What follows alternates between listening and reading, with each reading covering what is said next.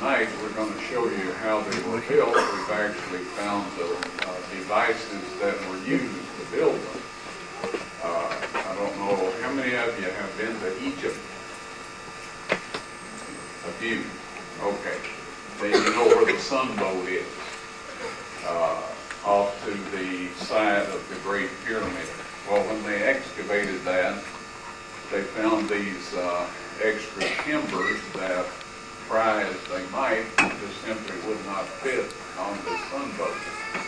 So they put them in storage, and later on, when we were able to figure out through the study of hieroglyphics how they were built, we made working models, went over to Egypt. They were nice enough to give us a permit. We put it on the middle pyramid, lifted a few things up and down the side of the pyramid, convinced the head of archaeology that this was how it was done.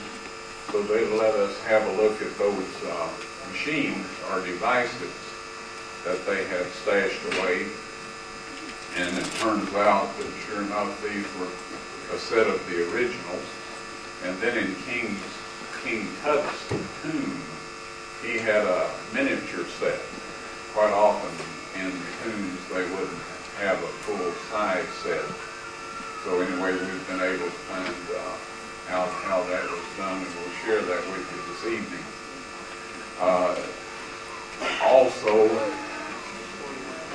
up at Ballarat in Lebanon, there's some unbelievably large stones. These weigh half a million pounds. And that has been quite a mystery as to how folks move those around. Now, I may be mistaken, but judging from the massive stones that we find in South America, in Lebanon, in Egypt, that, and stone edifices and just simply large stones, that at some point in time that must have been a feather in their hat to be able to do something with a larger stone, either cut it out, move it some distance or whatever. Of course, all of you are familiar with Stonehenge. In England, those are not massive, but they're quite interesting. And then someone I met here said that there's a place similar to Stonehenge somewhere in Australia. And I don't know if we'll have time to have a look at that, but I certainly would like to have a look at that if there is such a place. Anyway, I guess the beginnings of archaeology date back to the time of a businessman from Germany by the name of Schliemann. He had been reading, what is it, the Iliad or the other book? There's two of those, by Homer. And it told all about Troy and the battle for that city.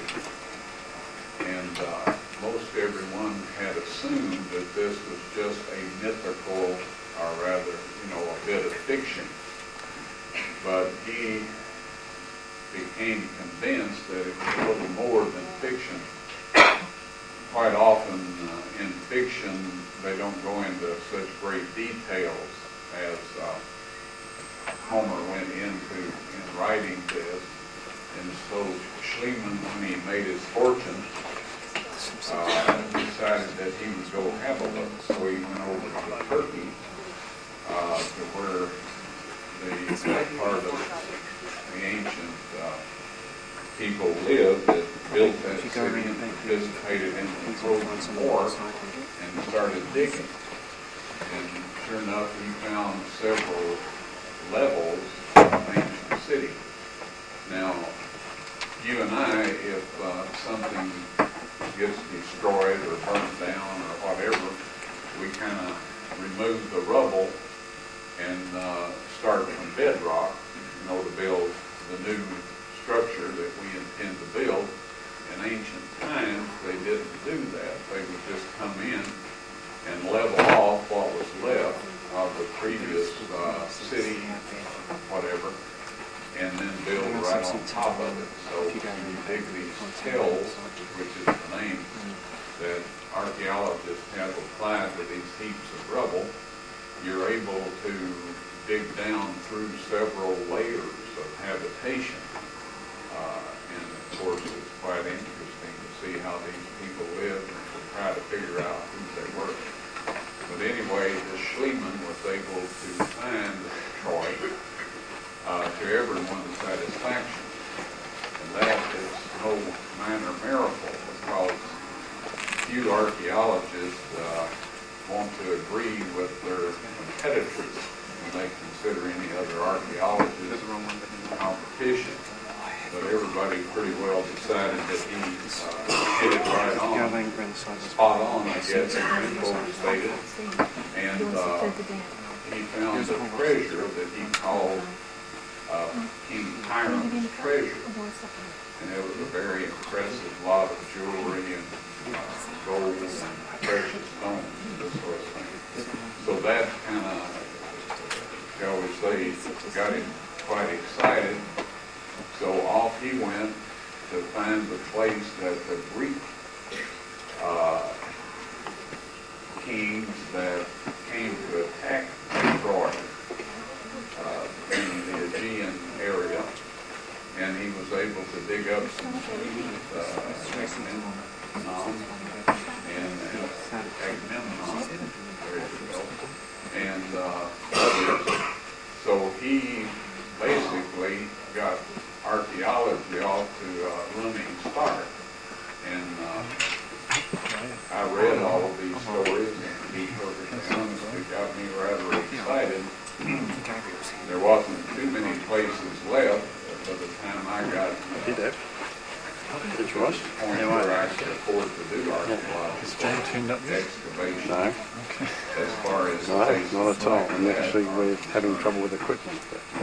but we did manage. We also had trouble with ticketing, so we ended up getting them in there. Most people are quite People went to the wrong car parks and things have happened. But order will come out of chaos. I know, it happened on the first night. Order will come out of chaos. Some people are born to greatness. Others achieve it by hard work, and others have it thrust upon them. Well, archaeology kind of got these discoveries that we'll share in the next few evenings kind of got thrust upon me, basically. I was reading in Reader's Digest in 1960, also in Life magazine, and saw this boat-shaped object in an aerial survey photograph. And a photogrammetry expert by the name of Dr. Brandenburg had evaluated this thing by a stereoplanograph device. And this simply is a device that takes pictures that have been taken from aircraft, and they mount cameras in the wings, the wings and the tail and the nose and in the middle of the plane, so that they get 5 shots of this, whatever it is below. And so they project these in this Wild 7 stereoplanograph machine, and it gives you a 3D dimensional picture of whatever's down there. So he said that's a boat. And he gave the dimensions of it, which was in excess of 500 feet. And now, when our crew gets here and everything's set, feel free to interrupt me at any time there. Yeah. So anyway, the fact that he thought it was a boat, and he had actually been among the people that went out to investigate it in 1960, and he measured it on the ground and made the statement that what he saw close up proved that what he had theorized from this 3D dimensional photograph was accurate, and he was quite certain it was a boat. So the fact that it was over 500 feet long interested me, and the fact also that it was at 6,300 feet up in the mountains of Ballarat, that was quite interesting. In ancient times, people would take boats rivers, and when they ran into rapids or falls or some natural obstruction, they would trundle the boat around it. And that is, they'd lay logs down and drag this boat over them. When they got past the log on the end, somebody can grab it and run around and put it in front. This is the same method they used to move large stones, by the way. But this trundling, and by doing that, they were able to bypass falls and rapids and things, and then get back to the river when it got navigable again. But this boat was way beyond the size that it had ever been trundled anywhere. Now, a lot of archaeologists who were looking for Noah's Ark, and I think you're all familiar with the fact that there's no end of Noah's Ark stories. As a matter of fact, as a special favor, I asked my friends to never introduce me to someone on the street or one of their friends as the guy that found Noah's Ark. It creates a rather stressful encounter because they don't want to say, oh, another one of those idiots. And of course, I don't want to like the looks I get from most people. But anyway, these people, most of these folks have assumed that because the Bible was written in Hebrew, the part that tells about Noah's Ark, that they used the Hebrew cubit when they said cubit. As a matter of fact, Moses was educated in Egypt, and he used the Royal Egyptian cubit, which was 20.6 inches, and 300 of those are 515 feet. So anyway, they were looking for a 450 foot long boat, and I was looking for a 515 foot boat, and Dr. Brandenberger found it for me. Well, some people got out there well before I did. As a matter of fact, they went out in 1960, had a look at it, and they had heard the story of the Russian pilot and the story of Hagopian and the story of, several other people that had indicated that the ark was almost intact, maybe had a hole in the side or the top.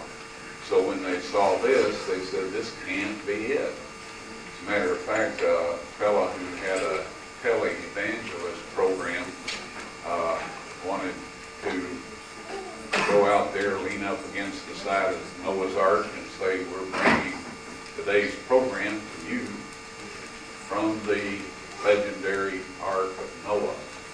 Bless his heart, there wasn't much to lean up against. And so they blew 3 holes in the side of it, called a news conference and said that it was nothing of archaeological interest, that it was just some strange geological phenomenon, and off they went. Well, bless their hearts, I was able to use where they had blown those holes in there to get some real good samples to have analyzed in 1977 when we went out to investigate the site. And also in the bottom of some of these blast holes was some petrified wood. When I got ready to go out there, or was getting ready, I called these people and talked with them. And I didn't know how to get right to the object, and that's rather important out in those mountains in eastern Turkey, because they always say, if you don't know right where to go, or you're not fortunate enough to fall over it, you never find it. So I was told to them that they got on horseback and devised it. If you have problems remembering names, just remember the dough bicep, okay? Now, I don't know if dough is a sling for money here in Australia or not, but in America it is, so that helped me remember the name of that place. But anyway, they got on horseback and rode for 6 hours to get to the boat. Well, that could be almost anywhere out in those mountains. And the other half of them said they got on horseback at the Iranian border and rode for 6 hours. So there wasn't much, there wasn't a great deal of help. But all of them thought I was rather lacking in the computer section, or even wanting to go out and have a look Uh, but they told me that they did run across some rather strange looking stones out there. They said they looked like building timbers or something, but they weren't wood, they were just plain stone. Well, bless their hearts, if you read in Genesis chapter 2, you find that there was no rain upon the earth before the flood. Instead, a mist went up from the ground and watered the face of the earth. So this tells us that the conditions that produced growth rains were not present prior to the flood. Drought or cold weather, cold enough so that the sap no longer can flow or does flow. These are the things that produce growth rains, and that was not the case prior to the flood. It seems that this planet was a very nice terrarium up until the flood, and at that point things changed. So it turns out that this was petrified wood. Didn't have the growth rings, and they didn't recognize it as petrified wood. So they did the excavating for me and made life real easy for me there in the early stages of the investigation. And of course I appreciate that. Now, as to these stories about Noah's Ark, the story about the Russian pilot, there's a fellow in Los Angeles back in the late 40s. He decided that he wanted to start up a successful newspaper. And I'm talking about, your normal daily newspapers that are published around our cities. But he wanted to start something up like the National Enquirer, the Globe, or one of these things we call a rag mag nowadays. And so it turns out that he had a Polish neighbor. Well, he rearranged this fellow's name a bit and turned him into a Russian pilot and wrote this whole story. It's a creation of fiction. And in the last 10 years, whoever gets in the newspaper or on the telly, having looked for Noah's Ark, he sends them an apology. We have one, David Fassel got one, John Morris got one. Let's see, who's the thing? Schnelling, I believe Schnelling and Schnelling of the creation science people here. Doesn't like me, bless his heart, for some reason. Never met the man. But anyway, he got one of these letters. But these folks keep telling this story. For some reason they like it. It's part of what convinces people to shell out money so they can go look at the boat on Mount Ararat. Well, another thing they overlook is that Mount Ararat is a post-flood volcanic mountain. And of course, wooden boats don't do well on volcanoes. And then another consideration, if the mountain wasn't there, he couldn't very well have landed on it. And what amazes me is that people that are much better looking, richer, and obviously a great deal cleverer than I am go off looking in places where it can't be and leave it to guys like myself to, shall we say, do the documentation. And that amazes me considerably. But anyway, I'm not complaining.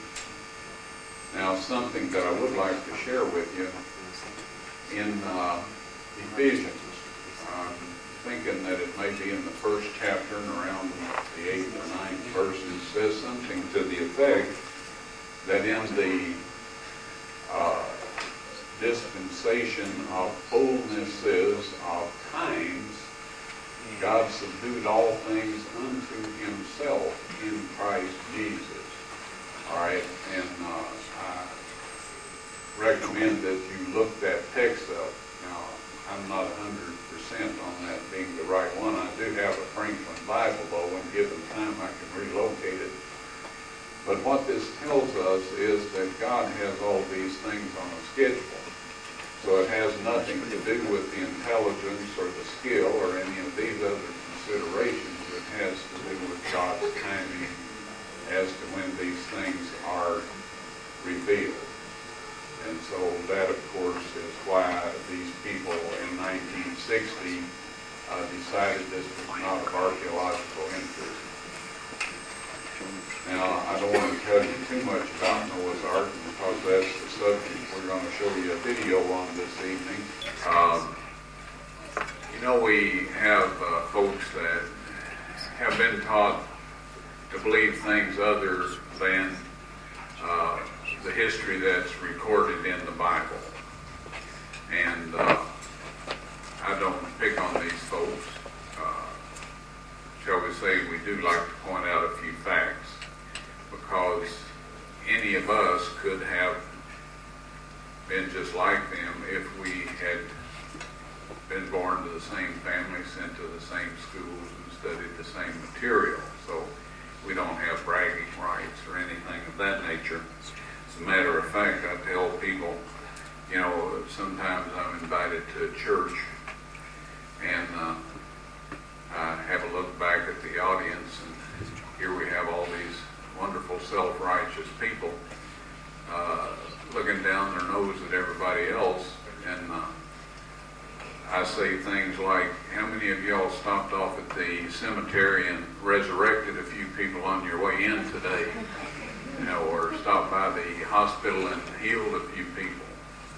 And they look at me like I'm crazy, but shall we say, I like for all of us to realize that it's a matter of where we were born and how we were taught as to what we believe at this point in time. And we could have been Hindus or Buddhists or whatever if we'd just been born somewhere else. So we need to be kind to folks that have different opinion. But looking at the facts, now someone pointed out to me the other day that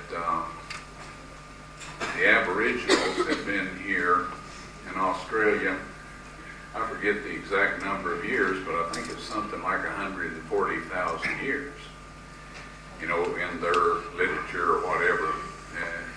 I don't think they necessarily believe that, but the experts who examine the artifacts and the paintings and all of this come up with that conclusion. Well, folks, if that were true, we would be in old boomerangs and spears and ostrich shells and other leavings of these people up to right about here somewhere. I mean, think about it, you know, and that's the fact. In America, we'd be up to that level in Indian arrowheads and tomahawks and all this sort of thing. Now, people do make babies, you know. And back before TV, they made a whole lot more than they do now. And so we would have had, we'd be up to our necks in leavings of people of that nature if time had gone on for that length of time. So we try to be realistic about these things. And we have videos. We won't have any tonight. We'll have them tomorrow night after the program. We do have order sheets here. If someone's here tonight and won't be back, you know, during the rest of the week to pick up a video should you want one, these will be on the tables out front, and please help yourself to that. I think I saw my friend John disappear back there. We're going to do questions here right away, John, so if you'll find your way up here, we'll start that. Meanwhile, there's a lot of stories, once again, about Noah's Ark having been seen on Mount Ararat. Before I was able to go out there, I read all of these accounts, and it turns out that there's 31 people saw Noah's Ark in 31 different locations on Mount Ararat. Well, I had a little bit of a problem with that because I don't think Noah's Ark gets moved around that often. And sometimes I wonder about people, you know.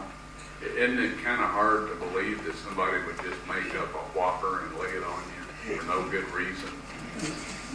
I find it extremely difficult, but the evidence seems to indicate that there are those among us who are willing to do that. And I think a lot of them focus their attention on Noah's Ark for quite a spell.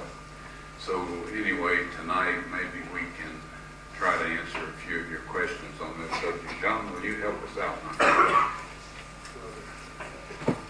Ladies and gentlemen, let me just lay down a couple of guidelines here.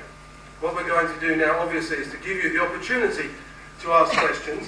We're not promising that Ron can answer every question. Unfortunately, he's not omniscient, otherwise I'd have a lot of questions for him. But we are prepared to field any questions you have. There are, however, just a couple of rules. First of all, let me just ask, how many people have got questions? You can just show of hands would help. I see 1, 2, all right. There's 1 or 2, okay. What we want to do is to give everybody an opportunity to ask questions. We've set aside a time period of at least 15 minutes for question time. However, if you would please respect a couple of rules, what I would like is please ask 1 question at a time. And then once everybody's had a chance to ask a question, if you've got a second or third question, then we'll come back to you. But we just want to make sure that everybody gets the opportunity who wants to ask a question.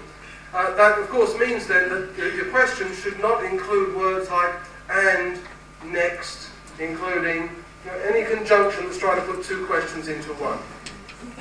Also, we don't have a microphone to bring to you, so I'm going to ask you, if you've got a question when I recognise you, please stand up and state your question very concisely and clearly. I'm pretty much used to the Australian accent, so I should be able to do any translation that may be necessary. So, let me ask you, let's see the hands. Somebody's got a question. All right, first one down here, please. I was just wondering if you and Marty worked out a sort of guesstimate date of the flood. Yes, ma'am. We'll repeat the question so that if you behind the speaker didn't hear it, so you can. The question is, has Marty and I worked out an approximate date for the flood? And we do our chronological, shall we say, investigations based on biblical chronology. Right? I have seen absolutely no reason to believe that it's not correct. And at my age, I promise you, I have read about everything, that's been written on that subject and a few others. I didn't remember all of it. I got a sieve for a brain, but a couple of things hung on there some way. All right. 2348 BC is the date of the flood. And that should be extremely close. Thank you. Yes? I was just wondering, what do the Christianity of churches all around the world think of your discovery? Do they believe it or they skeptical? Okay, thanks. He's wondering what different churches and Christians around the world think of our research and these discoveries. And the answer to that is that some of these people are smarter than you folks are here tonight, if I may say so. You see, they say that it is absolutely impossible for one man to find all of these things, so they don't bother inviting me to have a look. You see what I mean? Now, everybody that does, of course, goes away a believer in the discoveries. Now, they don't necessarily care that much about me, but anyway, they're quite happy with the discoveries. So we can't help folks that are unwilling to see, all right? And some of these people, they will call the experts and say, what do you think? And the experts, of course, will say, well, Ron Wyatt's a kook. And he claims to have found the very rock that Cain hit Abel in the head with. And so you can't pay any attention to him. Well, bless their hearts, it doesn't say what Cain hit Abel in the head with. And so, speaking of these people that just make up and lay a whopper on you, the experts quite often do that when they don't have any evidence to, shall we say, prove that you're mistaken or that I'm mistaken. So those who watch the evidences are very happy with them and share them with their neighbors and friends. Those who won't look, they keep on thinking I'm a kook, and they may be partially right. Okay, let's go across to this side. Okay, right there. One on the ark, the belief, the ark is supposed to be made out of gopher wood. Yes, sir. How come so much iron is used? All righty. Let me ask you a question. Do you live in a brick house or a wooden house? Wooden house. Okay. So you don't have any plumbing in the house. You don't have any electric wiring in the house. There's no nails in there, no screens, no brick, no concrete floor. It's just wood. You get the point? Where were the iron found? The iron foundries, well, from before the flood, they all got trashed, I'm sure, so we couldn't locate them. But right after the flood, they set up one. Well, don't shake your head until you hear me out. All right? Let's be fair. I'm being fair with you. So anyway, there's a foundry right near Noah's Ark where they made iron and brass and even glass. And it dates right back to, when Noah got off the boat. And in Genesis chapter 4, verse 22, it says that Tubal-Cain was an instructor in metallurgy, in iron and brass. He was fourth generation from Adam. The flood occurred in the 10th generation. And the Bible tells us that these people lived in excess of 900 years. So just imagine Edison or Alexander Graham Bell or some of those other guys having 900 years, And so it's not amazing that these space-age metals had been developed and were used on the boat. You see, gopher wood simply means laminated wood. It's the word gopher is derived from the Aramaic term, which means to stack or to laminate, multiple thicknesses. In fact, in Britain, back when they started pleating skirts, ladies' skirts, the machine that made all those neat little folds was called a gophering machine because it stacked them. And so it was made of laminated wood. However, you had to hold the wood together by some means, just like at your house. And so it had these metals in there. Now, since these metals are right in the middle of a fossilized boat, we can't conclude that somebody went out there 3 or 4 years ago and made this thing and put these space-age metals on there, because everything that they're in is fossilized. And while it doesn't take 1 million years for wood to petrify, it does take considerable amount of time. Okay, thank you. I appreciate that question. Let's see. Yes, sir. I'm sorry, John. Phoenician mythology also tells a similar tale to the Noah's Ark tale. Dates at about 2,000 years before the Ark story, and it all runs basically to the same level. Is it possible then that your Ark may not be the Ark? It could be from the Phoenician tale. All right, thanks. Appreciate that.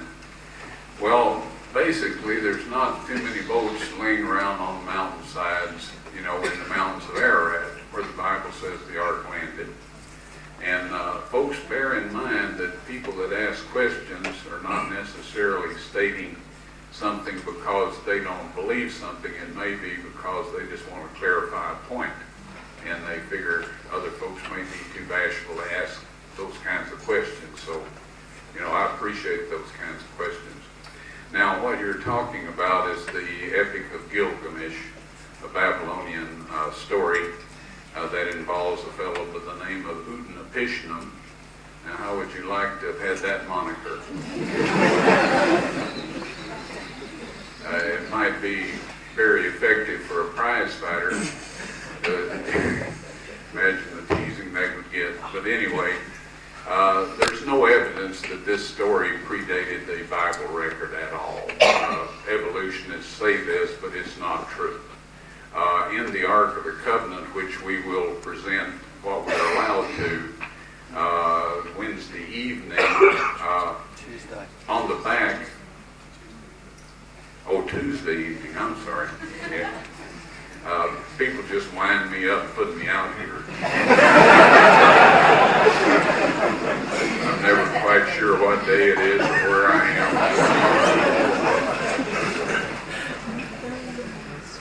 Anyway, on the back side of Noah's Ark, and I'm not going to touch any buttons here, there's a nice receptacle that the original books of Moses are in, right? When we're allowed to show those to the public with their translation, that'll wipe out all of these theories that the Jewish Bible record came from older documents, okay? But thanks, that's a good question. And all the rest are too, by the way. But yes, sir. Could you help me? I'm a little bit misunderstanding some of it. When will you be able to dig down to the boat, or fossilized boat? Okay. Now, when are we going to be able to excavate the boat and make it a little more visible? We may not get to do that. Now, I made arrangements with an outfit in Great Britain that build 5-star hotels around the world. The Turkish government authorized me to tell whoever would, build some hotels out there, pay for the excavation and housing of Noah's Ark, that the land would be free for 99 years. So anyway, we were able to persuade some people to do that. However, when you do something in Turkey, you have to have a Turkish partner. And these people sent $6 million to Turkey, transferred it into a Turkish bank, and their Turkish partner grabbed it and made off with it. So that put an end to that effort. We set up another one with United Airlines. They had $3 million in reserves, and they wanted to invest it in a manner that would guarantee future income. And so they were quite excited about the idea of doing this art thing with some hotels. And we had a structural steel outfit in Memphis, Tennessee that was going to provide the steel. And anyway, Black Monday came along a few years back and wiped out that $3 million reserve, so that went down the tube.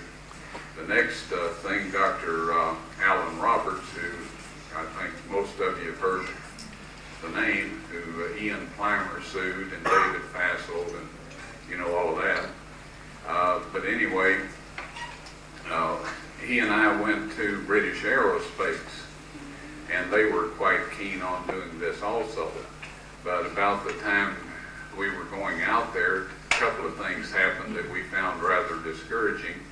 One was we were taken hostage by the Kurdish terrorists for 21 days and nights, and that, shall we say, dampened our ardor for working out in that part of the world. And then British Aerospace, their stockholders had a proxy fight and booted out the people that were going to do this and put in new officers and sold off Land Rover, that part of the company. So that went down the tube, and I just hadn't had the heart to go out and try to get something else together. But seriously, I believe that God requires a bit of faith from us. And I believe that He provides more than enough evidence to convince honest people of the realities of Noah's Ark and the other things that you'll see here today. But He is wise enough to know that if somebody does not want to believe something, that you cannot pile up enough evidence to get them to say, that agree that something is what they don't want it to be. And so I believe that this is what is happening.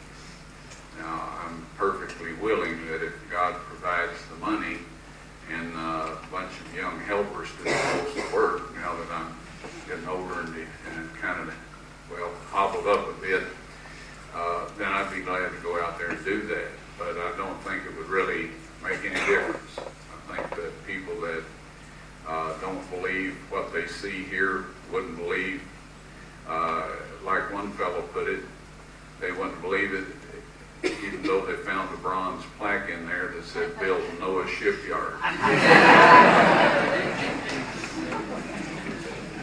next question. I believe it states in the Bible that the boat was to be coated inside and out with pitch, which I understand is just tar. If the boat was laminated, do you think that it would have maybe said in the Bible that it was also to be laminated in between with pitch or something like that? And also, have you done any analysis on the substance that actually holds the laminated layers together to see whether it is some sort of ancient sort of pitch or resin? Okay, thank you.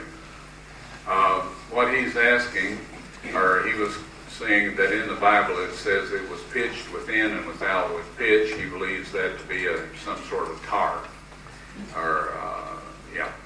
And the other question was, why wouldn't it have stated in the Bible that it was laminated if indeed that were true? Well, bless your heart, it took me about 20 more years than it took you to get real forgetful.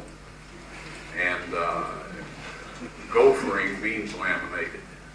You remember just a minute ago we discussed that? Yeah. Okay. All right. You don't mind me jerking your chain just a little bit. Thanks.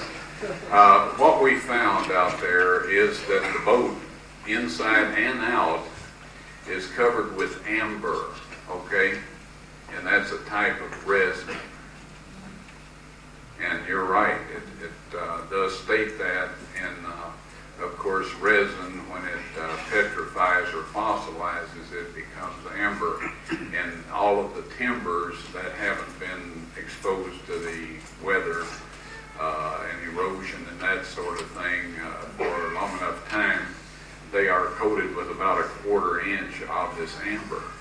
And so that's another proof to me, at least, that it's the right boat.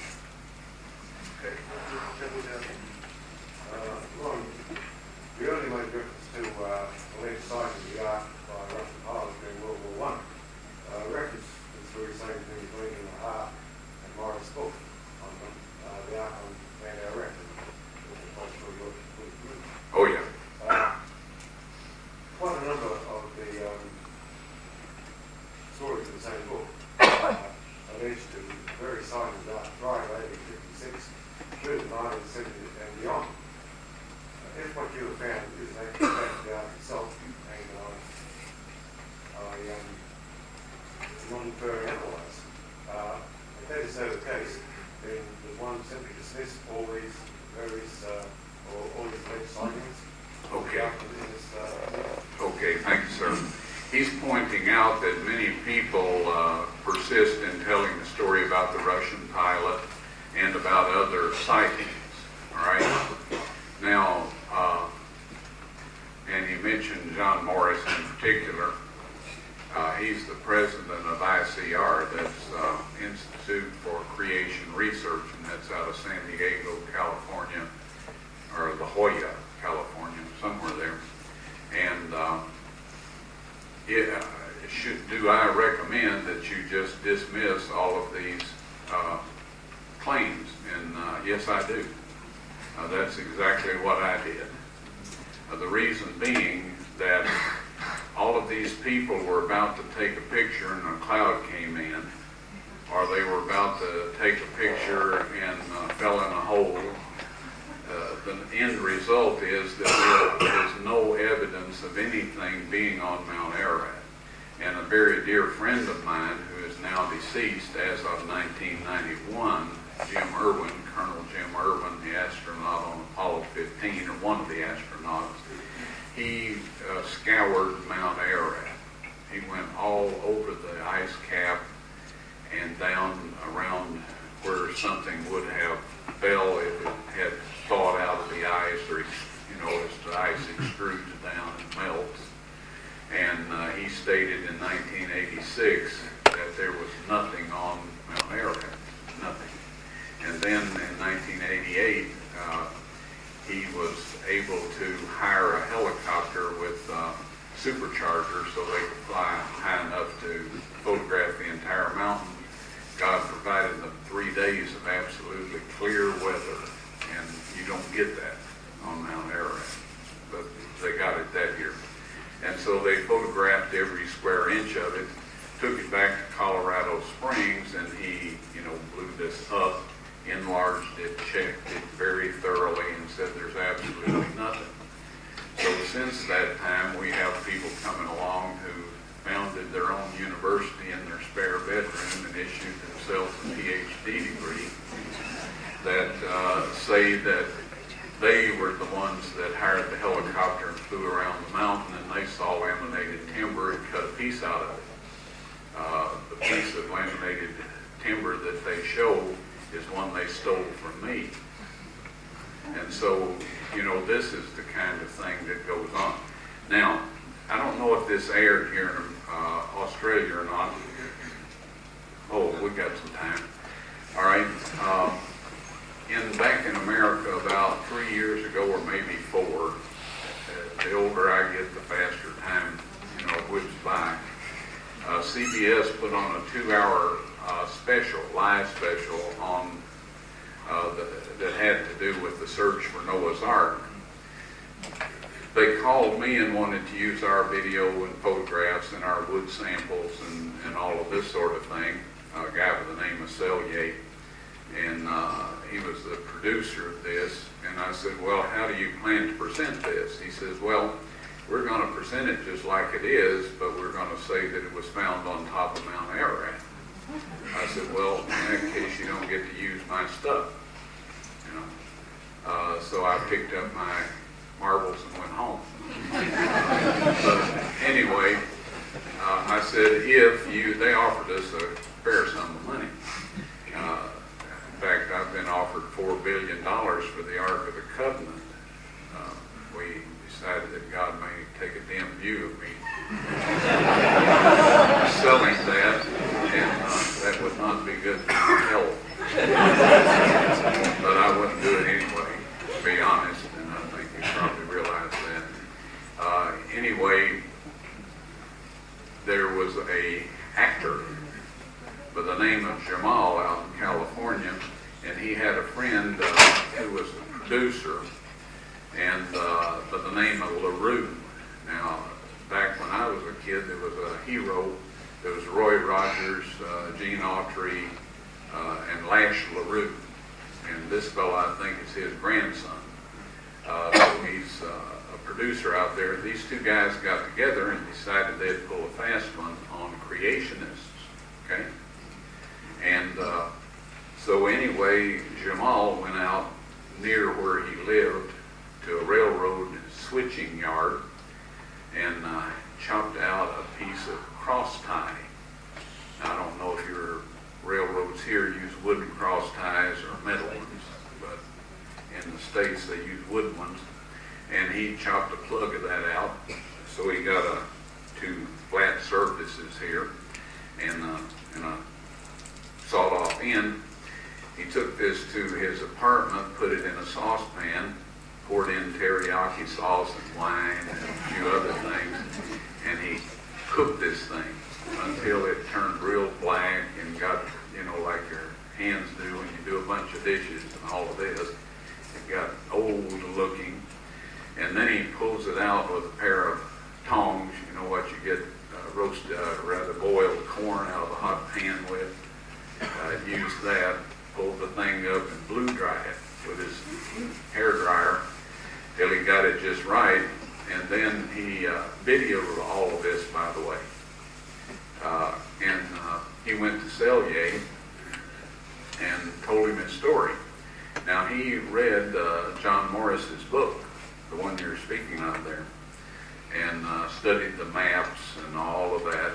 He's an actor. That's what he does for a living, is study scripts or whatever else and then repeats them.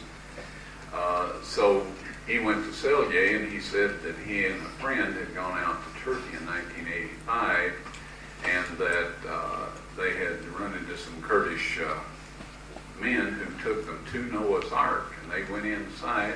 There were all kinds of stalls in there and just, all kinds of goodies. And he photographed all of it very carefully. And by the way, he got this piece of wood out of there. Showed him the piece of wood. And then he said when they came out of the boat, he wanted a wide-angle picture so he could, maybe find his way back to it at another time. And so he asked his friend to take a picture of him by this hole where they went in. His friend got to backing up and got too close to the edge of the mountain, fell off, and he and the camera died. So that was the reason he had no pictures, just a chunk of wood. And that sounds reminiscent of a whole lot of stories about Noah's Ark, as to why they don't have any pictures. But anyway, he laid that on Cellier, and I guess Cellier smelled a rat. So he says, you need to go and find a recognized authority on Noah's Ark and share this with them, and if they will vouch for your, this being reality, he says, I'll put it in my movie, in my 2-hour special. So he went to John Morris, and he laid the story on John. Well, John was just thrilled to death, because bless his heart, he loves all these art stories, and he repeats every one of them, even though there's absolutely no proof, and that's tragic. John's otherwise a very nice fellow, but he doesn't have a whole lot of credibility anymore. But he did then. So he went to Cellier, and he said, I will stake my reputation on the fact that this wood came from Noah's Ark and that Jamal is telling the truth. So Cellier included this segment in his Noah's Ark special. Well, after it aired, Jamal called a news conference, and he set up his video player and all of this and showed them where the wood came from, and said he had never been to Turkey in his entire life. And the journalist wanted to know, why on earth did you do this then? He said, I just wanted to show how gullible creationists are. And so guess what? All of the evolutionists say, and I quote, the man who is by far the most thorough, knowledgeable, and all of this of all creationists was made an absolute fool of by this Jamal. Okay? Well, if he was all that clever, why didn't he catch it? But I hope you get the drift here. Whoever makes a fool of themselves, they were the best of the lot. Well, thank goodness that's not really the case. But anyway, these journalists then asked John Morris, why did you vouch for this fellow? And he said, well, I didn't think he would lie to me. Well, now let me ask you something. Would it not have been more appropriate for John to ask Jamal to show him his passport and show him his Turkish visa before he repeated the story that this man told him? All right? That's what you call due diligence. And he didn't do his due diligence and made all of us look, shall we say, and smell like a kicked skunk. So that wasn't that good a deal. But this is why you can't believe any of these stories, because there's not one shred of evidence in any of them. And the boat is at the other site with tons of evidence. And by the way, we take tours over and show you to Israel, Egypt, and Jordan, and show you things there, like Sodom and Gomorrah, which you will get to see here on video tomorrow night if you decide to show up. And let me say, we'd be glad to have you. None of you brought any overripe vegetation to throw at me, so you're more than welcome to come back tomorrow and the rest of the week. Any more questions? Okay, let's see. Do we have any more? I just want to see how many we've got, first of all. 1, 2, 3, 4. If you've had one, just wait until others get a chance, please. Thanks. Right, okay. I'm going to do a sweep from this side and come across to you. So, as you see questions being finished answered, please raise your hand so I can see you. And we're going to try and do it, if we can, within 5 minutes.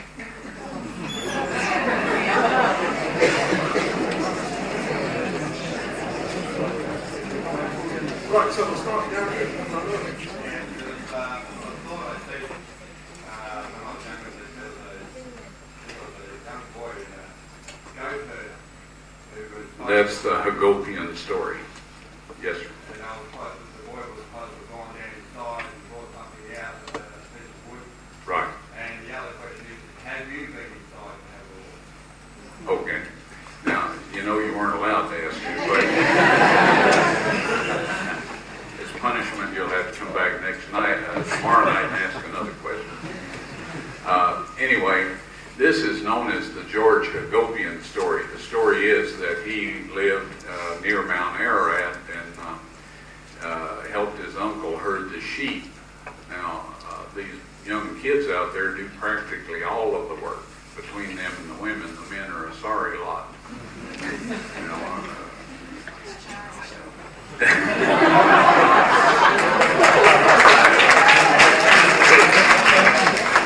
let that opportunity get away. So anyway, the way the story is that one afternoon, the kid decided that, ask his uncle about Noah's Ark, and his uncle said, well, hey, I know right where it is. How about we just go have a look? So off they went up the mountain. No camera. And a gun and a knife. Okay? And they didn't want to show up at a knife fight with, at a gunfight with only a knife, so they took both. But anyway, they climbed the mountain, piled a pile of rocks up by the side of this thing. The uncle fired his musket into the side of it. The bullet hit, flattened out, slid down. All right? And the kid went up on top, and there was a hole, and he looked down and saw all of these chambers and whatnot. I've never heard the version where he actually got something out of it. So that's a little addition. When people tell stories, everybody's got to add a little. So oh, okay. I believe you. And I want you to check your passport. But anyway, when they came down off the boat, his uncle took his knife and carved a piece of the wood from the boat. This is the one that the musket ball flattened out on and slid down. He carved a chunk of it out. They piled up a bunch of rocks. There's no rocks up on top of the mountain. That's pure ice, no rocks at all until you get down at the lower edges of the glaciers. They did all of this in one afternoon, and it takes skilled mountain climbers 3 days to get to the top. So I ask you, what do you think? Thank you. Oh, well, I drilled a hole. The other question was, have I been in it? On our radar, we were able to find an empty chamber that was close to the side, okay? So I drilled a core drill in there, fixed me a raking device that folded in on itself until it got through the hole and then popped out. And we raked some stuff up to the edge of the hole. My wife reached in and retrieved them. She's a brave lady. You'll see if you keep coming Tuesday night, you'll get to see how brave she is, actually. But anyway, we brought out animal hair, human hair. By the way, one person on Noah's Ark was a redhead, just for curiosity. We took all of this stuff to the police forensics laboratory, who specialize in the identification of fibers and hair, and they said it was an extinct rodent, the animal hair was, and that the human hair was probably something like 4,000 years old, and because of the degree to which it was hollow, it seems that whatever is inside the shaft of the hair tends to go away over a period of time. We brought out fossilized animal droppings, and my careful observation of what they looked like after my friend Ron Smith back here took me to the zoo where I saw some kangaroo droppings, is that it's probably kangaroo droppings. But these were fossilized. We also found an antler and were able to get a part of the base of it out. And so anyway, we haven't gone in, but the radar shows that there's enough voids in there, empty chambers, that one could make a passage all the way through and outside. You'd have to, clear some debris and stuff away. the possibility exists, but we don't want to open it up because the locals would go through it and nothing would be left. So we plugged that hole and, hoped for the best, and the last I knew, nobody had gone in or enlarged the hole and gone in. Thank you. Good question. That was 4 of the 5 minutes. So, again, we keep the questions short and the answers. Yes. 500 feet is pretty much ship. Right. You're floating around, going around the ocean. And with their metallurgical is it possible to ship? All right, he's asking if it was possible that the ship was powered, had a motor or sail or something of that nature. There's no evidence that that's the case. We found some giant anchor stones, which you saw. It's our belief that this was, the boat basically just floated around. However, these drogue stones, by being lowered off the back end of the boat, are being attached to the back end of the boat, so they would raise up when the boat raised up. I'm a lazy guy, and I can't imagine Noah struggling with these big things, getting them up on the boat so he could drop them over when he could just tie them to the boat, leave them on the ground, and let the boat and water lift them. But anyway, positioned at the back of the boat, it would keep the nose into the waves, right? And so if it had been under power, they would not have needed this system. So I believe that it was not under power. Okay. Yes, young lady here. Yeah. What would you say to critics who say that Noah's Ark possibly existed and couldn't get all the animals under the ark and you couldn't possibly have people to feed and all that sort of stuff? All right. What would I say to the critics that say you couldn't get all the animals on Noah's Ark and you couldn't feed them and look after them? Is that about your question? Well, if you do a careful study on genetics, and I've done that, like I say, I'm going on 100, but kept fairly busy. All you needed was 1,200 animals to produce what we have today, and for the size boat that was. And let me say this, folks, the tragedy of the whole thing is that there was room for a whole lot of people on there, and they didn't get on, and that is a tragedy. We don't want to make the same mistake. We're in a similar situation on this planet. And right. You mentioned the 8 crosses on the anchor. Have been out of crosses before Jesus, so. Okay, good question. The 8 crosses, how come they're on Noah's Ark's anchor stones? The answer to that is that these were put on there by Byzantine Christians about the 4th century A.D. On the film, I said 3rd century. I forgot that, you go call the century ahead of the number instead of behind it. And then also Crusaders. So they recognize these as relics from Noah's Ark. Now we found 13 of these stones all together, and we found 3 that were buried in the mud that buried Noah's Ark, and there's nothing on them. Thank you. That's being observant there. This is the center. Now he's had a question. We're going to come back to it. I know you've got one. Yeah. Okay. You, sir. Yes, I've got a little question. When you mention about Noah's Ark, most people think of the civilization around the time of Noah as simple.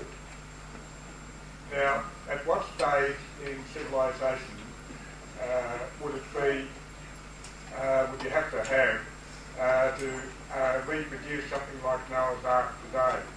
17th century? Okay. What he's asking is, a lot of people assume that because Noah lived a long time ago, and everybody knows that we descended from monkeys and drug our wives around by the hair of the head and had bones through our nose and our ears and our hair and who knows where else. And this would cause to mind where people put things in their bodies today, like rings and other objects. But anyway, when in the modern era did man reach the skill level where they could build a boat the size of Noah's Ark?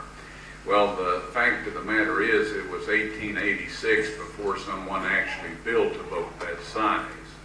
I'm not saying they didn't reach the skill level prior to that, but that's when the first one was built. Thank you.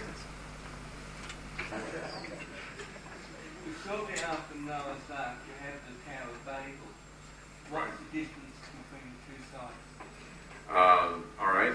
Shortly after Noah's Ark, the next thing mentioned in the Bible, and that's in chapter 11 of Genesis. If you read this, and it amazes me, but once again, God has all of this on a timetable. That's why somebody didn't figure these things out.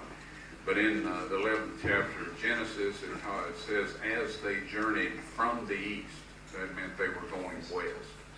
Well, everybody else has concluded that the Tower of Babel was by Babylon, which is directly south of Noah's Ark. That's not what the Bible said.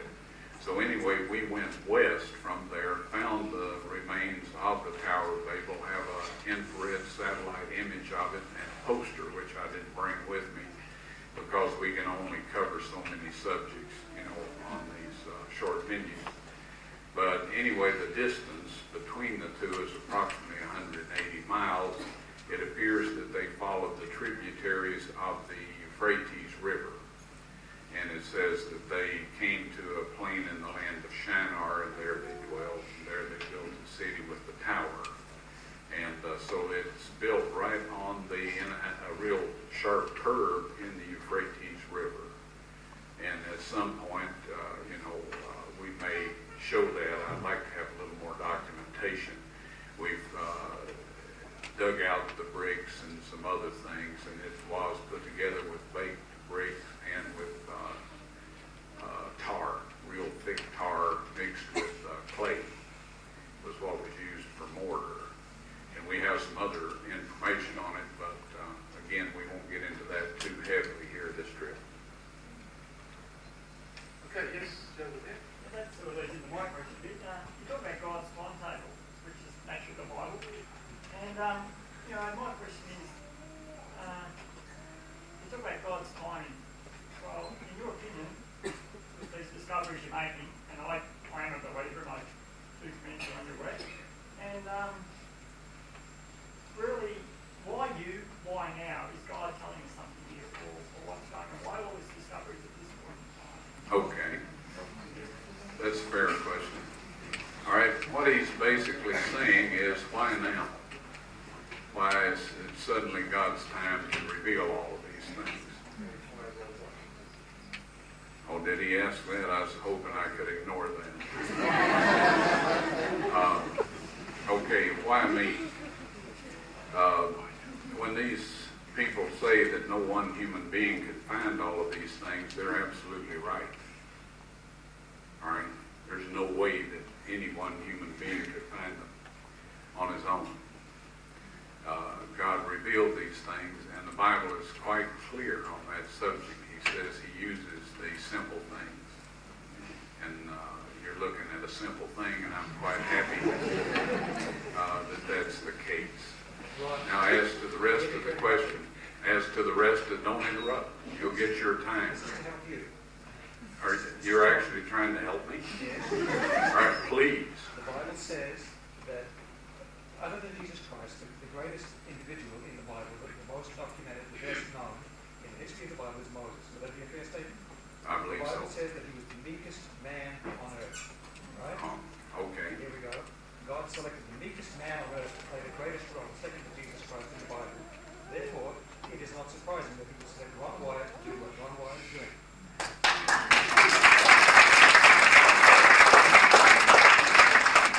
I appreciate that kind thought, sir, very much. The rest of the question is, how come now? The Soviet Union had developed 200 satchel charges. They were approximately the size of that projector there, with nuclear weapons that were equivalent to 20 megatons, right? All of those have vanished. Their scientists, when they stopped getting paid, started selling off nuclear weapons and other things.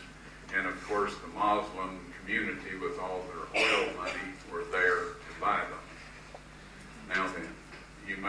not be aware that young Muslims from the time they're children are taught that if they die while killing infidels, they go straight to heaven and they get a lot of things that little Muslim boys and girls want to have.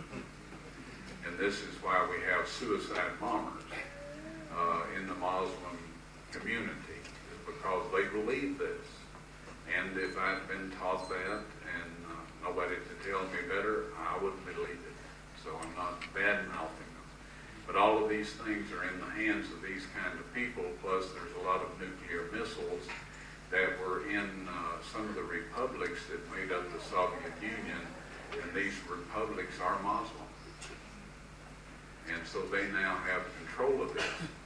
Now, the story you and I are told by, the higher-ups is that nobody can actually fire their missile without somebody way up there does something.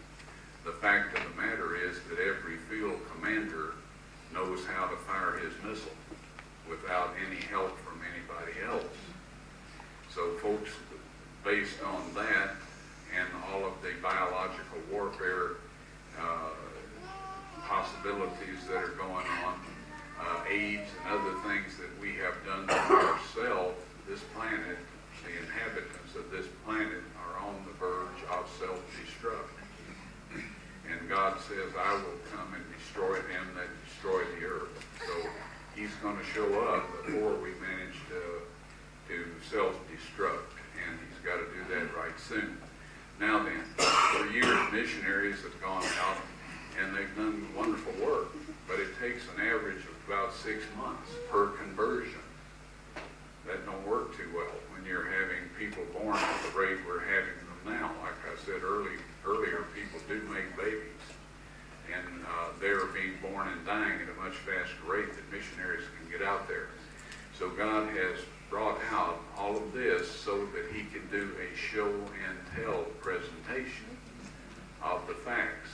And this cuts through religious prejudices, national prejudices, color prejudices, and language barriers, because a picture speaks to you in your own language. And so that's what God is doing at this point in time. And these videos, posters, and pictures are being used all over the world. And people are being won at an unbelievable rate. I get calls about this. We don't usually say too much about that because God didn't want Israel numbered, and I certainly don't intend to keep tabs on the number of people that are brought to Christ by these revelations that God has made. But it's happening very, very quickly. So this is why I share this and encourage other people to share it with those who they would like to, learn what the truth is. Okay, how are we doing? Well over time, so I'm going to go 1, 2, 3, and then back to 4. Have you any thoughts on carbon dating? Do I have any thoughts on carbon dating? I do have. It's totally unreliable. And so is uranium-230. All forms of radioactive dating is invalid. The reason is the basis of it is they claim that the rate of radioactive decay cannot be influenced by outside forces such as heat or cold or water or any of that. If that were true, we could not have nuclear bombs. We could not have nuclear power plants. Just to give you some idea of how inaccurate they are, right after World War II, when the bombs were dropped on Hiroshima and Nagasaki, the headlines all over the world were that leading eminent scientists state that no one will be able to live in those cities for at least 250,000 years, because that's the half-life, of uranium-238 according to their calculations. Well, they were wrong by 250,000 years. And so there's not much to be learned by carbon-14 or any other of those dating techniques. Over the hundreds of years, people have tried to do exactly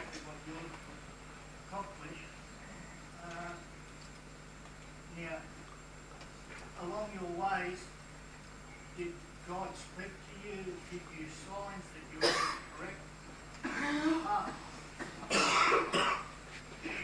All right, he's saying that for hundreds of years or 100 years or something of that nature, people have been trying to make these discoveries and documentation. Did God speak to me? Gave you a sign or whatever. Or whatever. The right path, you're digging in the right place. Yeah. Or not.